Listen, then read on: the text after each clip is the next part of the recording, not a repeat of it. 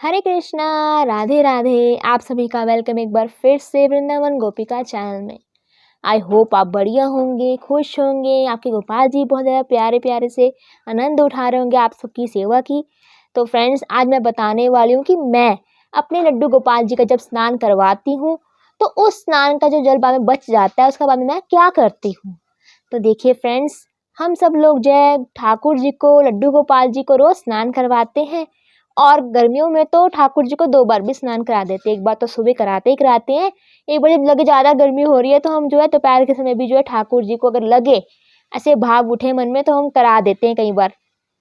तो देखिए, अब बात करते हैं कि हम ठाकुर जी को जो स्नान कराते हैं यमुना जल से या फिर नॉर्मल जल से भी कराते हैं, उसमें हम गुलाब जल मिला लेते हैं। फिर ठाकुर जी को जो बहुत प्रेम और भाव से भजन गाते-गाते गोपाल जी को जो है स्नान करवाते हैं और मैं भी इसी तरह स्नान करवाती हूँ गोपाल जी को। तो बाद में जल वो बच जाता है जो ठाकुर जी का स्नान किया हुआ उसका हम बाद में जो है क्या करती हूँ, मैं क्या करती हूँ मैं आपको आज बताने वाली हूँ। तो देखिए, जब हम ठाकुर जी को स्नान करवाते हैं तो जो जल होता है जिससे हम स्नान कराते हैं और जब ठाकुर जी को मैं स्नान करा लेती हूँ तो वो जल बाद में जो बच जाता है वो पवित्र जल होता है। देखिए, कोई ऐसा वैसा जल नहीं होता है, वो पवित्र जल होता है। क्योंकि जब भी हमारे ठाकुर जी को कोई भी चीज़ अगर छू जाए तो वो प्रसादी बन जाती है।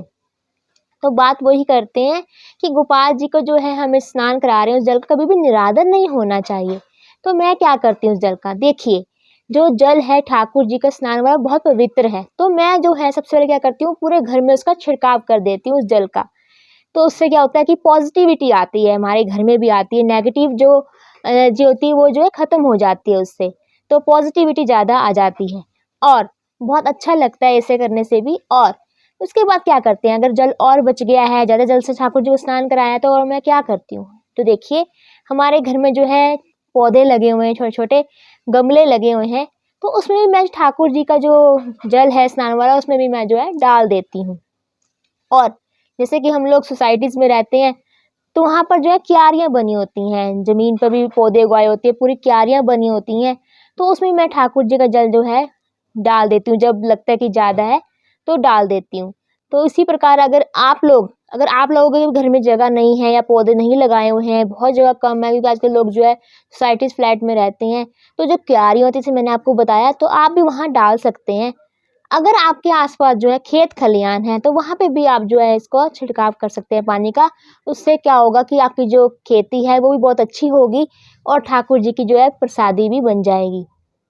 तो इस प्रकार जो है मैं गोपाल जी का जो है पूरा तरह जो है स्नान कराती हूँ और ठाकुर जी के कभी भी स्नान का जो जल है हमें उसको कभी भी जो है निरादर नहीं होने देना चाहिए।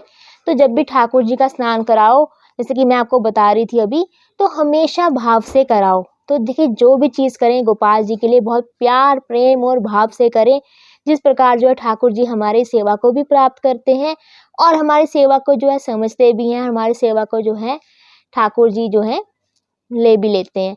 तो देखिए, गोपाल जी की सेवा कोई ऐसी-वैसी सेवा नहीं है, बहुत ही कम लोगों को प्राप्त होती है ये सौभाग्य सेवा का। तो जब भी आप ठाकुर जी को स्नान कराएँ, तो बहुत प्रेम और भाव से कराएँ। हाँ, इस बात का भी ध्यान दें कि यमुना जल से कराएँ, गंगा जल से नहीं, क्योंकि ऐसा कहा जाता है, मैंने बहुत सी कथाओं में सुना है कि ठाकुर जी से जो है जो गंगा जल है, जो गंगा जी हैं, वो प्रकट हुई हैं, ठाकुर जी से प्रकट हुई हैं गंगा जी।